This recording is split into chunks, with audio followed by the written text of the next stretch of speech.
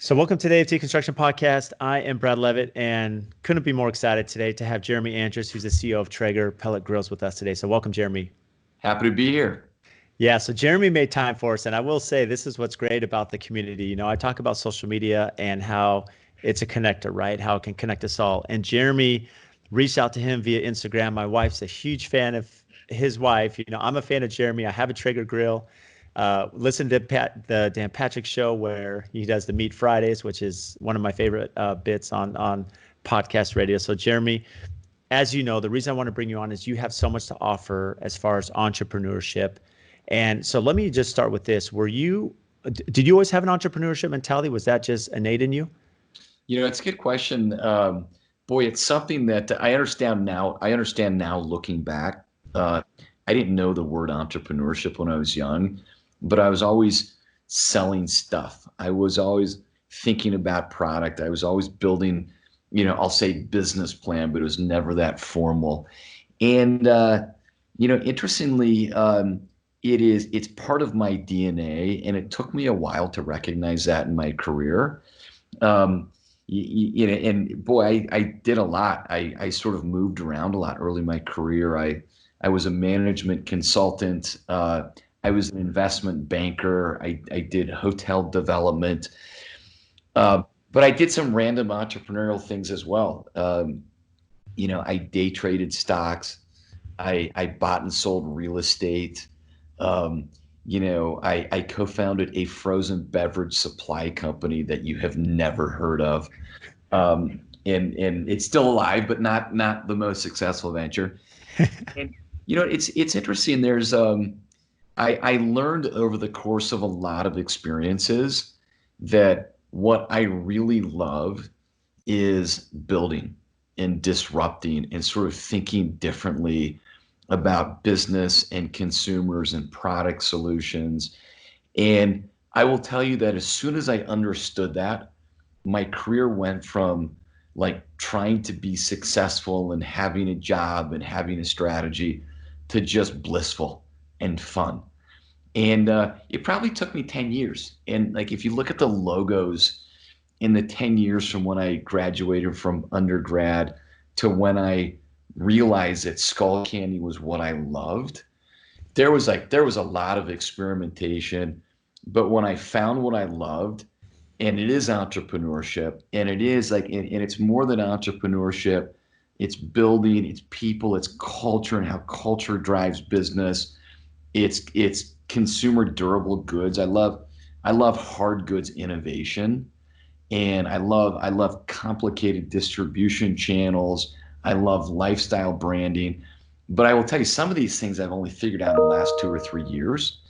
And so it's been an amazing journey that I've been really, really fortunate to say that I have found my love over the last, 10 years. And now I know what the next 20 years looks like in terms of what I would chase. And it's been I'm an entrepreneur, and I've worked in big companies, and I wasn't very good in big companies. And it was really obvious to me. Well, that's interesting. I mean, you talked about just being a disruptor, right? And you talked about just this mindset, this lifestyle branding, which is really attractive. So for someone who's ambitious, who's listening, that if they have that entrepreneur, they're always looking at products and, selling, which there is an innate ability to do that. You have that personality. Do you feel that there was a lot of strength that came to you because you had different backgrounds, because you day traded, because you did some construction development, because you were in branding and food and beverage? How did all of those different experiences really help you? Because we're going to get into the culture thing, but how did those kind of come together, to help instill that in you? It's when you look at the logos in my career, it's almost mind-boggling. It's confusing. And people say, what did all these things have to do with each other? And what I learned early on is that deviating from strategy in your career, in my career, was actually really important. For me to experiment with different things really ultimately led me to finding my passion early in my career. And I think had I stuck with my strategy, I would have had a reasonably successful career, probably not a very successful career. But I think had I stayed the course, I would have been just fine. But what really accelerated my career was a willingness to try things. And although these things look random, they were actually all very deliberate. And there were things that I learned with every experience where I said, I'm good at that. I like that. I value that. I hated that. I was bad at that. And each one of them sort of provided some, like, interestingly, you think we think we know ourselves. And I remember I thought I wanted to be an investment banker. And this was in between years of business school. And there were all sorts of strategic reasons I knew that I wanted to be a banker. And it took me 24 hours to figure out I hated it. Now, fortunately, it was an internship and not a long-term job. So I stuck it out for 10 weeks. But what our mind tells us we will like and where we actually feel passion, they're not always connected. And I just decided very early in my career that although it was a little bit, there's risk in experimenting because people, like, when I went to Skullcandy, I was completely not employable. I mean, people would have looked at my resume and said, what do you do? Like, what are you good at? Now, Skullcandy, my co-founder of Skullcandy took me because I was free and I was willing to work for equity and put a little bit of cash in the business. But there is some risk in doing what I've done, but like there's so much joy in saying, I'm so happy I never have to have a job again. Like, I love what I do every day, but I really did learn. I mean, if you ask me about any of those experiences, I can tell you a lot about day trading, and I can tell you what I loved, and I could tell you what was just like horrible for me. And I learned from that, and that actually led to my next experience. So there's real value in that, and hopefully people figure it out a little bit faster than I did. I mean, like, I really meandered, but I don't begrudge most of the journey because I like where I am.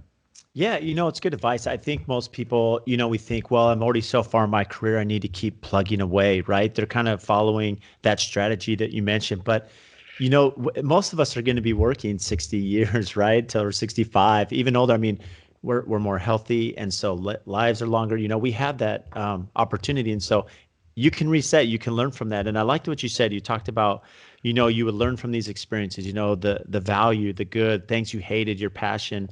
And one thing you said that I picked up on is you had talked about, when you went to Skullcandy, even though maybe the experience or at least what's on paper wasn't there, you looked at it as a lost leader that, hey, I'm willing to put some skin in the game. I'm willing to, work for equity.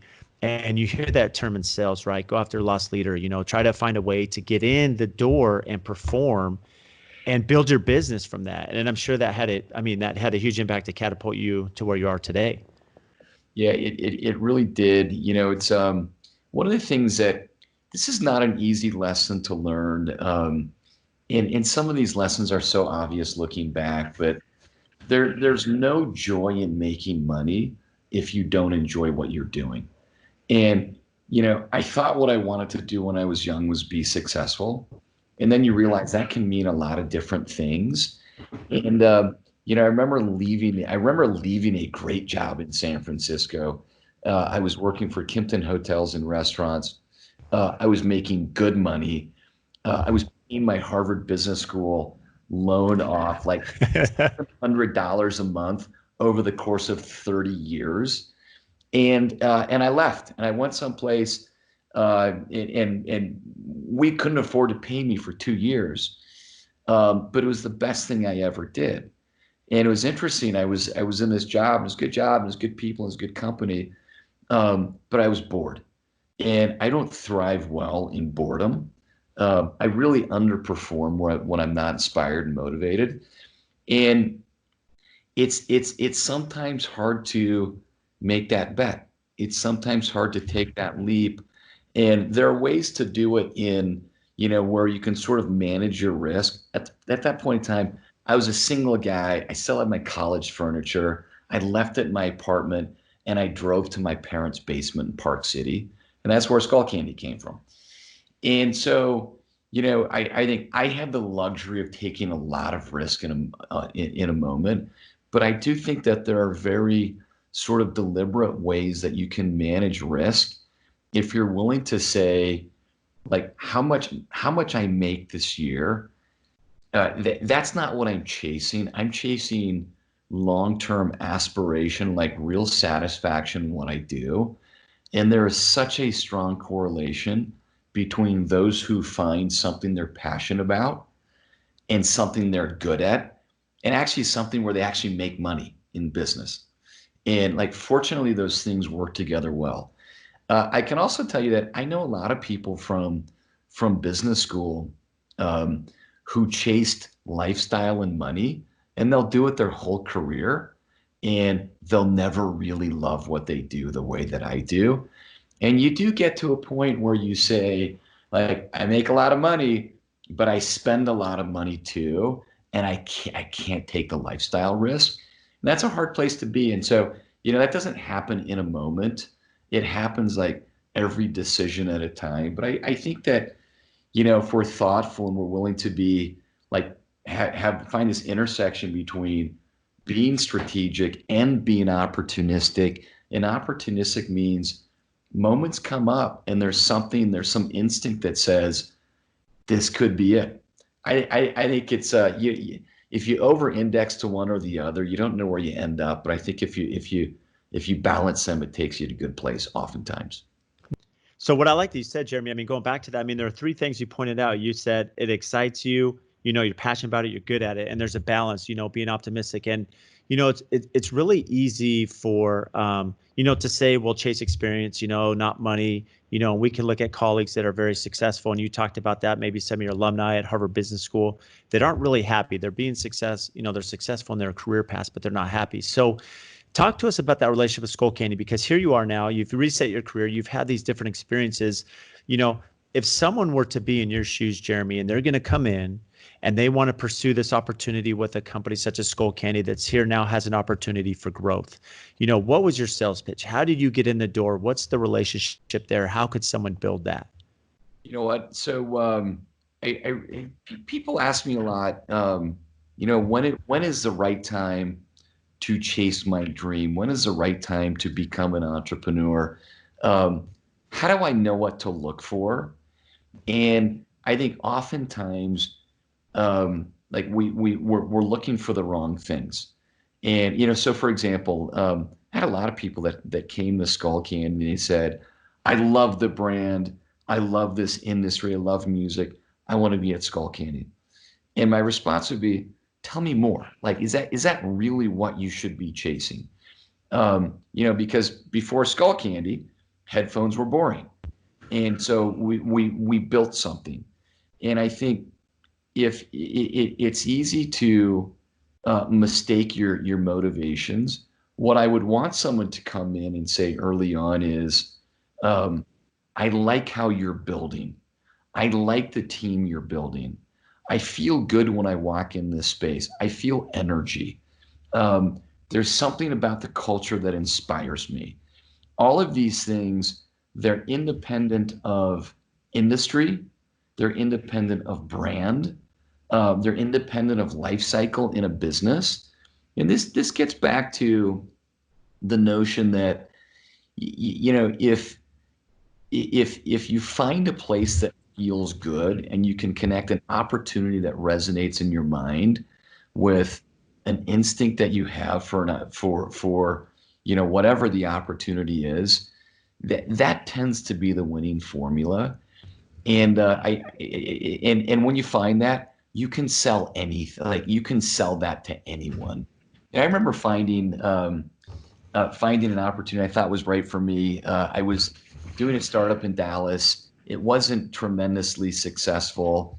There's a long story about why, but I read an article about a guy, Mike DePady. He was the CEO of Kimpton Hotels, and I read an article in Harvard Business Review or something, and I called him And I said, I want to work for you. And he said, I don't really have an opportunity right now. And I learned that business, and I knew everything about him and the opportunity. I called him and said, hey, I'm going to be in San Francisco next week. Can we meet? And of course, he's going to say yes. And then I bought a ticket to San Francisco. And I feel like if you develop passion for something, you will figure out a way to sell the opportunity. But what you also do really well that you don't do when it feels like a homework assignment is you get really passionate about the details of what you're doing. And those details make all of the difference. And so, and I see that in business. If you're not passionate, you'll finish things, but they won't be done, done, done. Like really, really, like you dive into all the details. So I think the passion makes you do these things better, and it really opens up doors, and it creates adrenaline and hyper focus to the details that just give you the opportunity to be great. Whereas if it's just a job, you operate on discipline, and it's hard to win.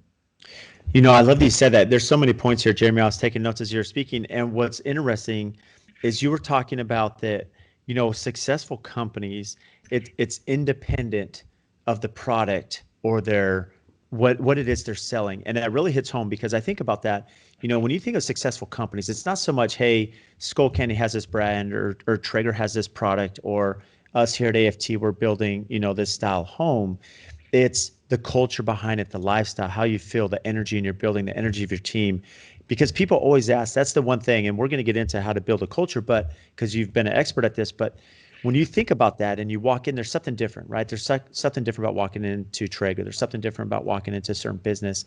And so I think that's the value there because, when and you talked about research and behind the scenes, be prepared. If you're looking for an opportunity, do your homework.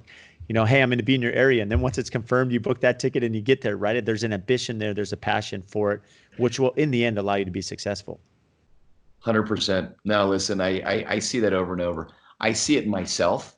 And I can tell you there are jobs that I just didn't do well. And I see it in others, people that really want to be there and they're not just sucking the energy, but they're giving energy to the organization. Those are the people that win long term.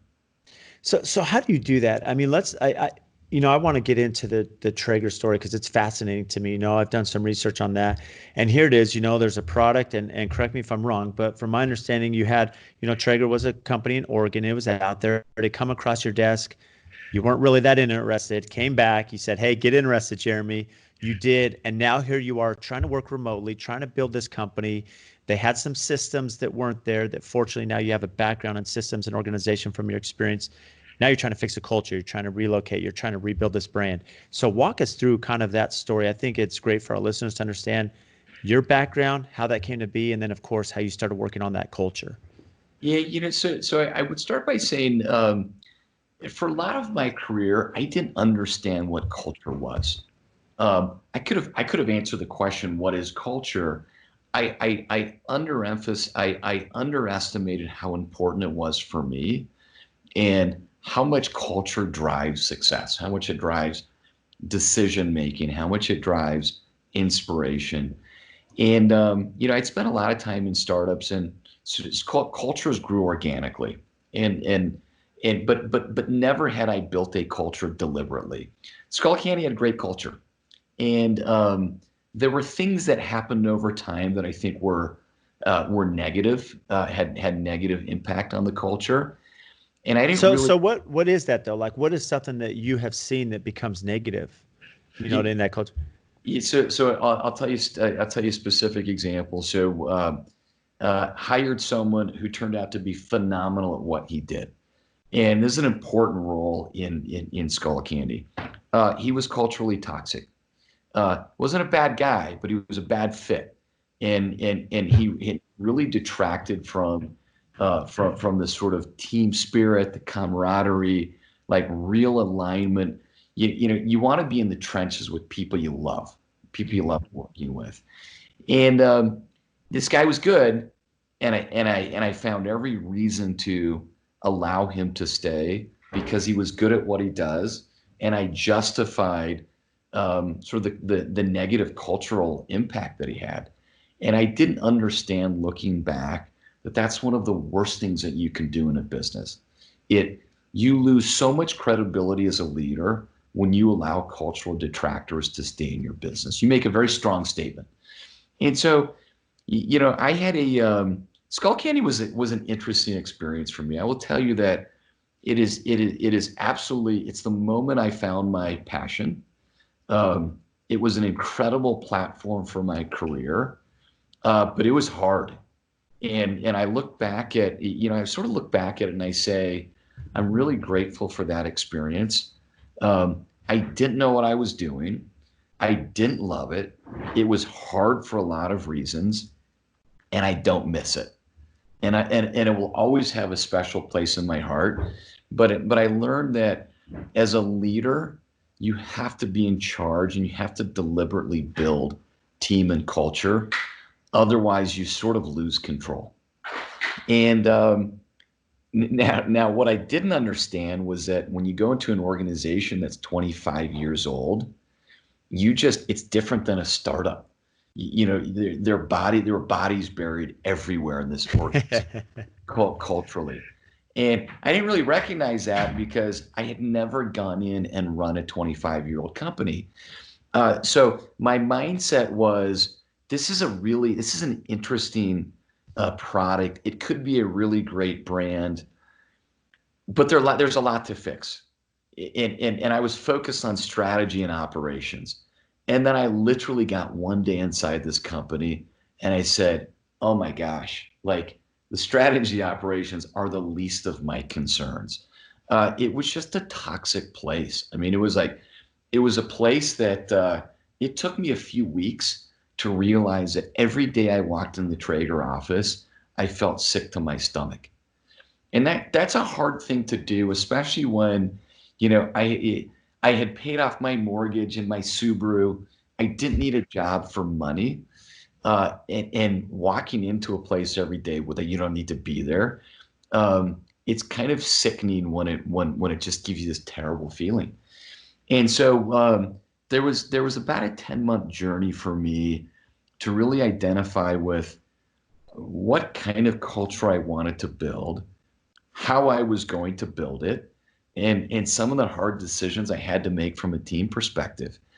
And it really started. Yeah, go ahead. Yeah, let me ask you this, Jeremy. So what's fascinating I think about this. This is something that I've seen, and it's really hard to quantify. I look at my company that's very simpler. That, there was a project manager I hired, and super experienced, right? Knows his stuff. He knows what he's doing. He knows construction, and yet it's toxic. His personality was toxic to the team, to the operation, and it was almost a cancer. And it's not that he wasn't good at what he does. It's just that culture there. And it's hard to quantify that. And that's why you see companies with good culture, and as a leader, you have to deliberately be specific about that, hire slow, fire fast, have that mentality that have the right people on board. And so, here you are, and it's great you had that experience, but, getting into Traeger, to give people more of a background, this was a decently sized company. You did your own shipping, you had these different arms. I mean, how do you even begin to tackle? You're walking in every day for 10 months and people are like, why are you here? And now you're trying to rebuild this. Like, where do you even start? Oh, Brad, this is, some of these things are better stories than experiences. But I will tell you that I get a little bit of anxiety thinking about my first year at Traeger. Now, where it started was a total misalignment between me and the majority owner. So I'd made a significant investment personally in this business, but I was a minority owner, and the majority owner is a super interesting entrepreneur. I mean, like, if I gave you his resume, you'd say, "Oh my gosh, this guy's impressive." But he turned out to be a bit of a bad guy, and we saw the world very differently.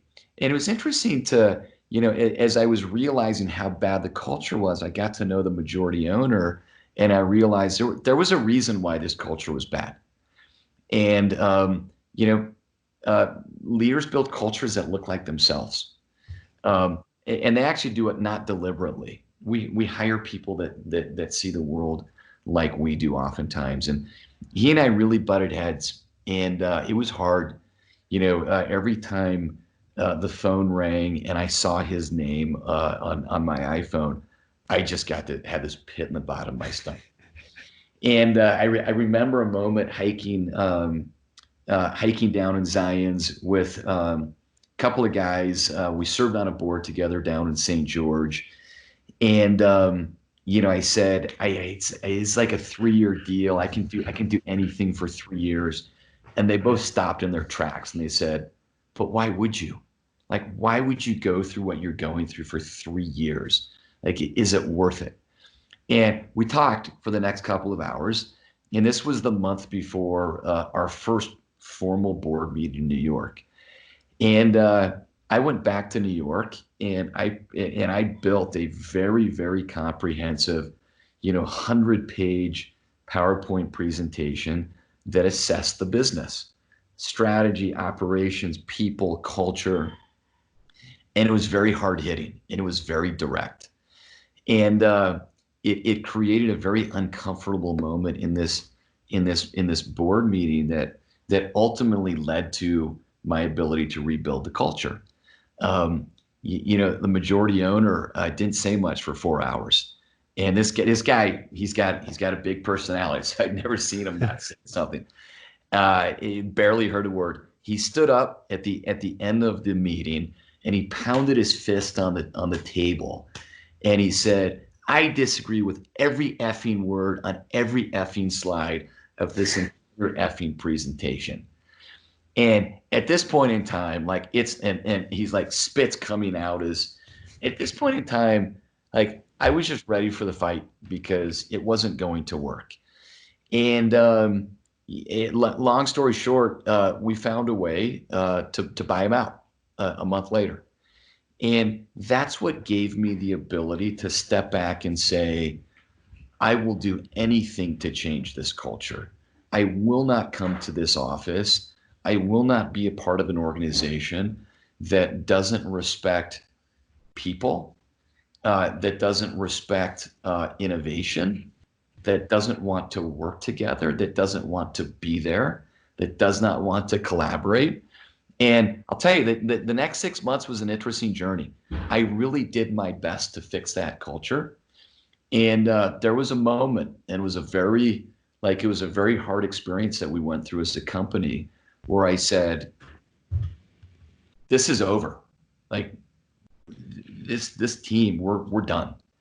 And ended up standing in front of the company and saying, we're moving from Oregon to Utah, and most of you are not invited to join us. So let me ask you this, because this is really important in that story. So earlier in the conversation on this podcast, you had talked about being disruptor, right? That's what's a passion is being a disruptor. And here you are now disrupting a company, a board, the majority owner, and finding a way to really change this culture. And what I like that you said, Jeremy, you said the important part of leadership, we as leaders, we build cultures such as ourselves. And that's true in society, right? Most of us seem to network and associate with people that are like-minded and similar to us. And, it's inherent in us. But what's really important is that you have to sell a vision. So as an owner, entrepreneur, business, whatever you have to sell the vision of not where your company is today, but where you're going. And in essence, that's what you saw. You're saying, hey, I see where we're at, but that's not who we are. I want to be here. I want the company to be here.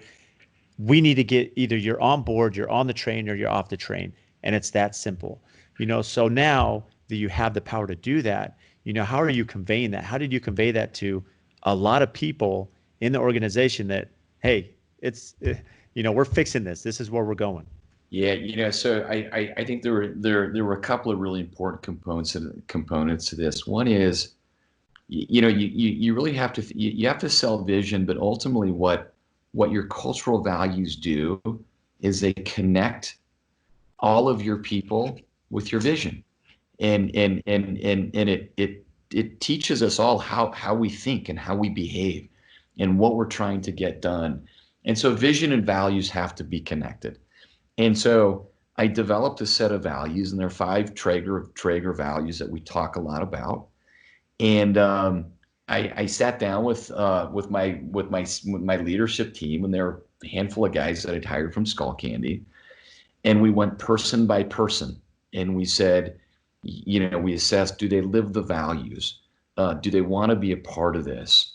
Are they willing to change? We went through a litany of questions, and we probably had 140 people in the company, and I would say 100 of them or so were in Oregon, and we selected about a handful to join us to relocate. And it really came down to who lived the values and believed in our vision.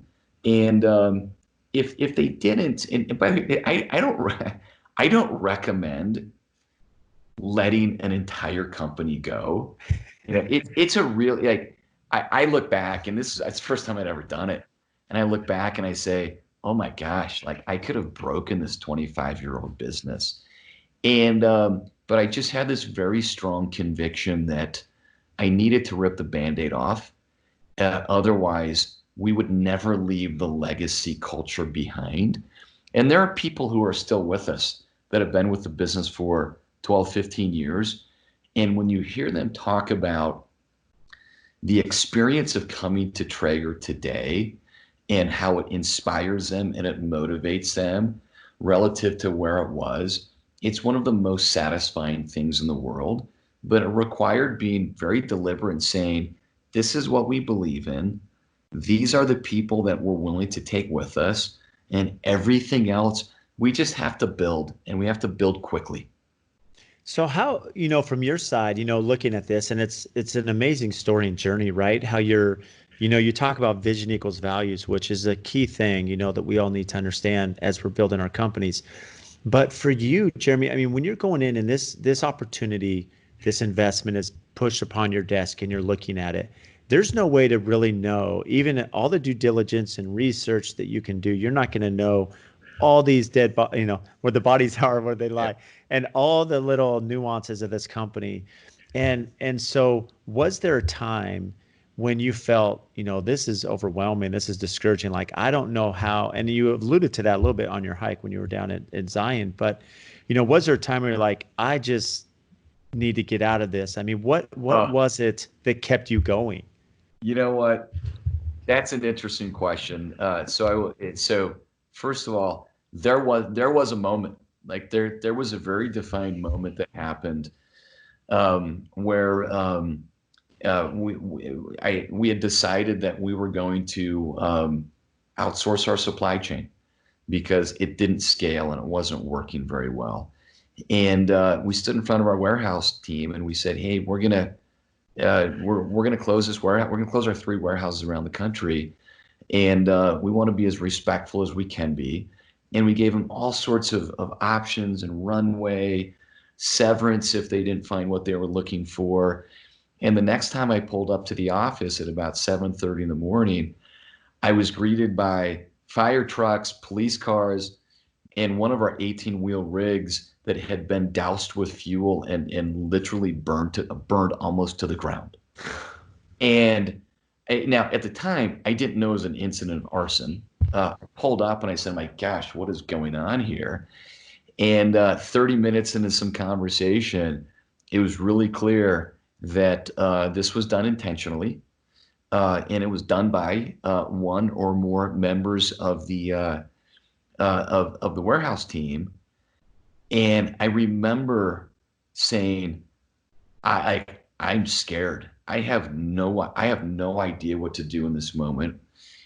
People are burning down our trucks. I huddled with my executive team, and it's a glass office, and people are walking by and they're saying, what are they talking about? What are they going to do?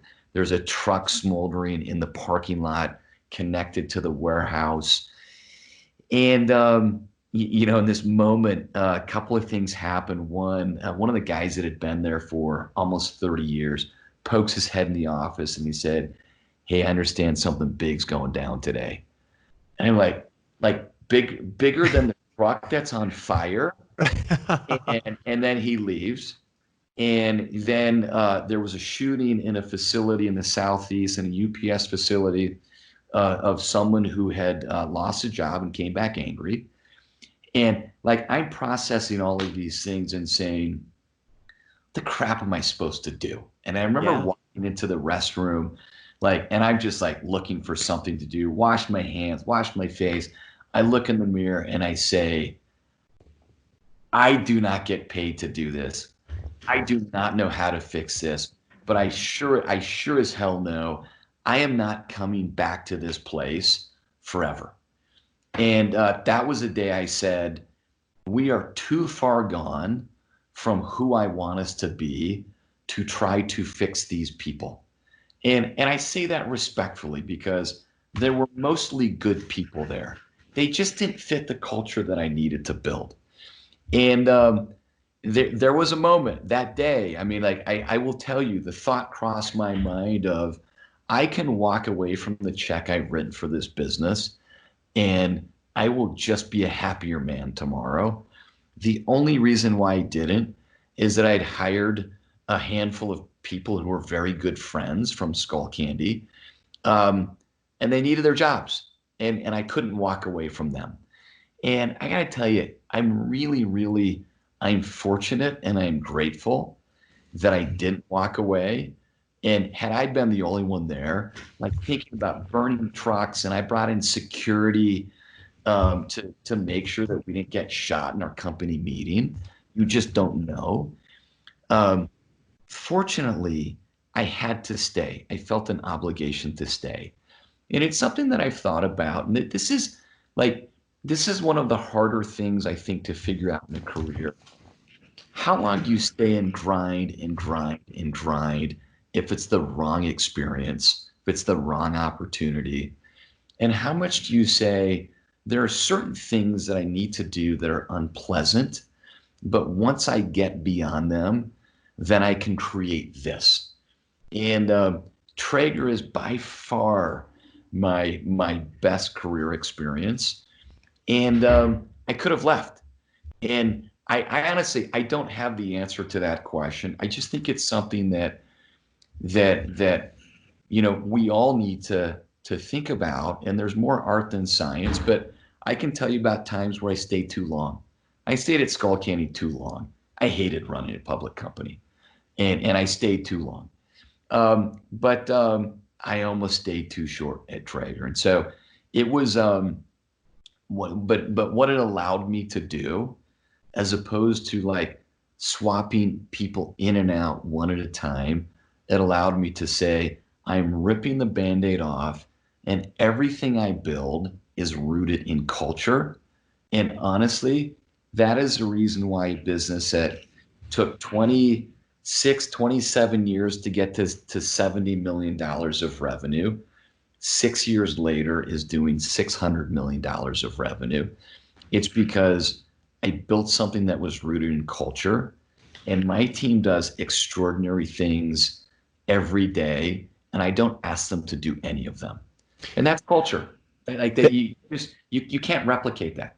No, you can't. And what I love that you said, Jeremy, it's interesting because anyone that's been an entrepreneur, leader, business owner, there's the ups and downs. And it seems that, it can change every 5 minutes, right? Everything's going great. Then 5 minutes later, everything's going down. And maybe most of us have not experienced where, just that difficulty ripping the Band-Aid off, that turnover of here you are trying to change culture. Now there's arson, there's shootings. I mean, it's so catastrophic that, but you said some things that are really important, right? There was an obligation, there was, the one thing as an entrepreneur leader, you can't focus on failures, right? You can't. You have to have, most entrepreneurs are positive people. They just have a ability to put things aside, understand it, utilize it, learn from it, but again, if you can get to the point where now you fast forward to where you are now, Jeremy, in your company, that if you're consistent with your vision and values, that now you have people that are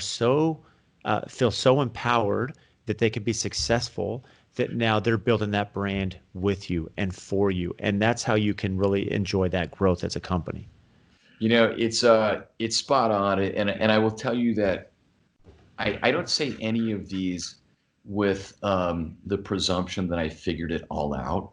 Um, I am a work in progress, and the place where I find the most joy in my career is learning from my mistakes and not making them again, learning to do things better. And I had some real soul searching when I left Skullcandy. Skullcandy moved so fast. It was always ahead of my capability and my experience. And I had the ability to spend a year thinking about and writing about my experience. And by the way, there of course you want to take the good with you as well. But there were more mistakes that I made as a leader than there were positives. And only I know that because again, I I buried the dead bodies. I knew exactly what they were. And when I came to Traeger, I said, I'm gonna do this better.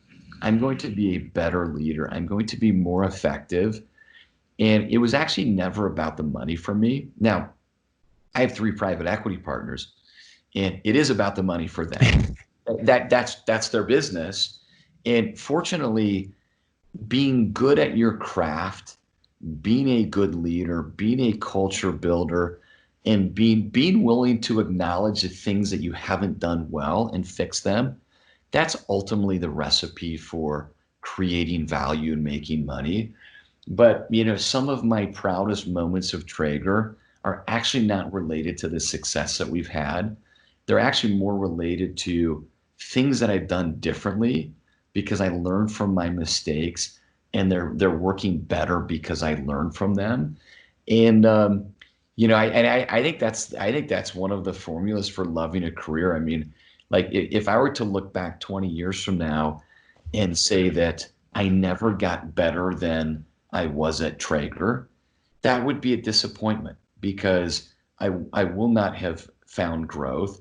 And growth is like stretching ourselves, and growth, that's ultimately where we find inspiration and we get better.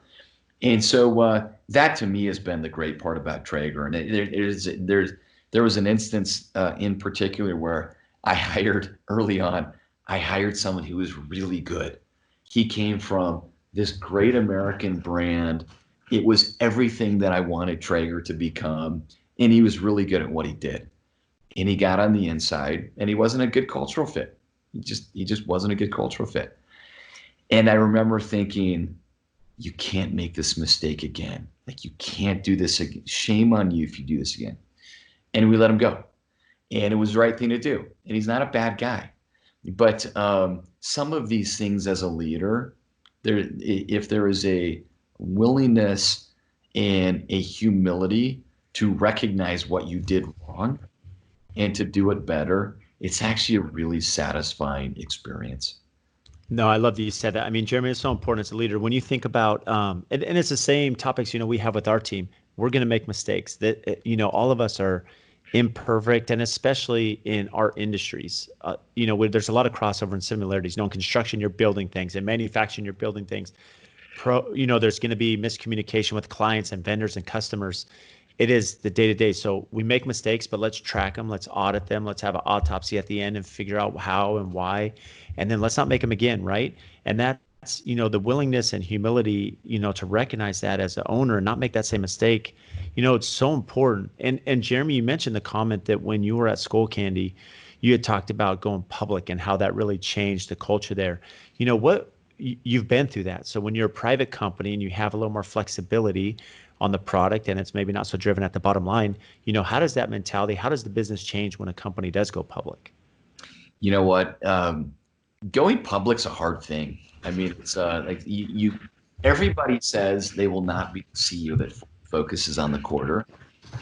And until Wall Street puts like all this pressure on, start to think, if I can just hit this quarter, if I can just hit this quarter, what if I cut my spend a little bit? What if and like all of these things turn out to be death by 1,000 paper cuts. And what I learned, and this is a phrase that I make, and it's important to me. As a leader, you have to protect culture with your life. There is nothing more important you do than protecting culture. Because as soon as you start to make short-term decisions to hit goals, to hit quarters, that's not to say that it's not important to hit your goals. It is. It's not to say that delivering the quarter doesn't matter, but whenever you take shortcuts around the foundational components of your business, you're going to pay for it later. You got to pay the piper eventually. And so it's something that it's been interesting. I've had this conversation with my PE partner when they said, "Hey, what do you think about taking Traeger public?" And part of me says, "Oh, that just makes me sick to think about." The other part says, to be able to do it better the second time and never fall into this short-term mindset would be really interesting. And I remember sitting down with my private equity partner before we partnered on Traeger, and I said, I want to be really clear that I'm going to do the right thing for this business every day, and it will be independent of who owns it when. And some of these investments will harvest well. You're our partner, you're my partner, and you're an owner. And some of them will just carry on to the next owner. But we're going to do the right thing. And this has been all of the difference. Having a long-term mindset has been incredible. We had years of growth, and then 2018 came along for us. It was a hard year. We had low-cost competition. We had a lot of knockoffs. The currency went against us. Steel got expensive. Transportation got expensive. And 2018 was a hard year for us. And I remember sitting down with my partner, private equity partner, and we said, what are we going to do? And I said, we're going to double down on product innovation, and we're going to double down on brand, and we're going to keep building our team. And their response was, we support it. And you know what? In a prior Jeremy life, Jeremy 1.0, I would have said, we got to, like, our earnings are going backwards. We've got to cut. And it would have made the year felt better. But our success in 2019 was like, it was astronomical because we doubled down on this thing. And then 20 has gotten better. And we actually started innovating in 2018, what we're launching next year. And it's just like, it's game changing. And had we not done that, we would have been in a different place. So, this notion of always stepping back and asking yourself, what is the right thing for this business long term? And how do I balance my short term needs with our long term vision, as opposed to becoming so obsessed with today? I love that you said that, Jeremy. I mean, it's interesting that here you are, haven't understood taking a company public, and we know that it's a lot about the bottom line. And then you alluded to this, that most of the time when that happens, you're looking at short-term decisions, right to net numbers. Whereas you can't cut the culture, you can't change the end-all vision. That's most important. You safeguard that, things will work out. And I love you said you double down. You double down on product, on innovation, on branding, which is so key. And by doing that, by getting more creative, by being a little more, having better foresight of what's upcoming for the company, now you've taken that next leap that, you said Jeremy 1.0 would not have done that. So that's just proof in the pudding right there. So what are some things you did branding wise that changed that? Did you work with, influencers? Did you work with, other companies? How did that marketing campaign change, in the last few years? You know what? So one of the foundational principles that we've developed is around getting our customers to be our best evangelists. And it's one thing where silent salesman. So I'll tell you one thing. So silent salesman is people that sell your brand that aren't on your payroll, right? Which is oh my gosh, it's so powerful. And like it's one thing for a company to market itself, and you have to do it. But it's so much more credible and authentic when your customers do it for you. Yep. And so this has been an evolution of our strategy. And everything we do is about building a community where our customers, they're so bought into the Traeger lifestyle and community that they do the work for us. And that doesn't mean we're lazy about it. It means that our strategy is very different. And we utilize social media so much. And we motivate our users to be passionate and upload content. And we do that a lot of different ways, but that's been a really unique approach for our business. And it is so incredibly different than our largest competitor, who is stodgy and old, and they don't use social media well, and they don't create content. They sell steel. They weld and bend and sell steel, and we sell lifestyle and experience. And turns out we both sell grills, but for us that is a means to an experience, and for them that is a transaction. Well, And it's funny you say that, Jeremy, and if I start to interrupt you, but what's interesting, when you study marketing and branding, they say you don't focus on the product, you focus on the emotional journey, right? And you've done that. Social media, one thing that I've noticed that's different about Traeger out of any company in any industry, right? I see people uploading recipes. They're doing the social media. There's a community. Hey, I have a Traeger, get one. I used to smoke, but now I have the best burger, and it's so simple, right? But there's a taste there. And so the product is great, but it's the lifestyle, it's the convenience, it's the camaraderie, the recipes, that group share that you're seeing out there. that's everything. Like we're building community. I mean, our brand promise is around bringing people together around great food experiences. And that means we have to do more than sell steel. That's actually minimum threshold. That's just a ticket to the ball game. And it's been interesting to watch during this COVID-19 phase, where our customers are so engaged on social media right now because they're kind of locked down. And so we've built this platform where they can feel connected to the community, and we have their full attention. And it's been such a cool experience to watch that engagement just go through the roof. And it's a different model for a grill business. And by the way, this is part of the reason why when I first found Traeger, I turned it down, because I looked at the grilling space and I said, it's just bent steel. It's so commoditized. Like, how do we make a difference? And then I had this moment of realization, which is these are the industries that you want to disrupt.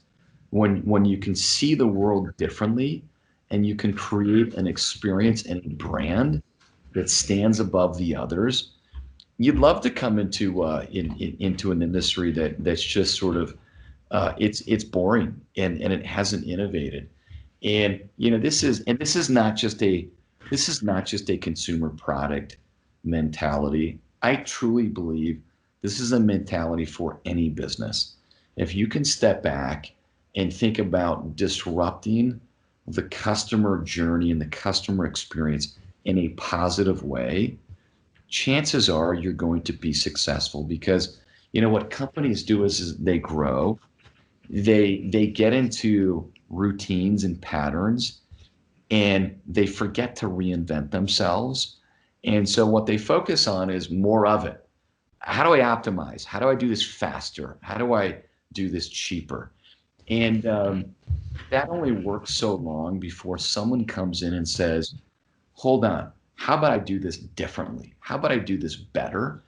And that's cultural, and that's a cultural value. How do I question the status quo? And that's not for a CEO. That is a value for everyone. How do I do this better and deliver a better experience to the end customer? Jeremy, I mean, there's no perfect way to close than how you stated that, as a disruptor, and you think about, Uber, Tesla, Traeger, these companies that are disruptors to their industries. And why is that? Because you focus on the customer journey in a positive way, right? Create that emotional journey, and find a way to disrupt. So Jeremy, I mean, I can't thank you enough for making time. This whole conversation, you provided so much information and things that any business can apply. So what's exciting for Traeger? What's next? Where can our listeners find you and the Traeger products? So what's upcoming, and what are some of your social media handles, websites? Traeger Grills on Instagram. Jeremy Andrus on Instagram. You'll see a lot of Traeger, but you'll get a bit of a view behind the scenes of like a very insane household of 6 kids, 8 years apart. You know what? My wife, Kristen Andrus, she is she never intended to be an influencer, but she started posting recipes on Instagram, and people started following them. And so, look, we would love to. We'd always love to have someone join the community, whether you own a Traeger or not. It's a fun community. Come be part of it. I love that. Well, thank you. Well, we've been fans for a long time, as you know, and I mentioned that in the conversation. And we'll put all your social media tags and handles, and can't wait to follow along the journey. So thank you, Jeremy. Thank you so much. I enjoyed it.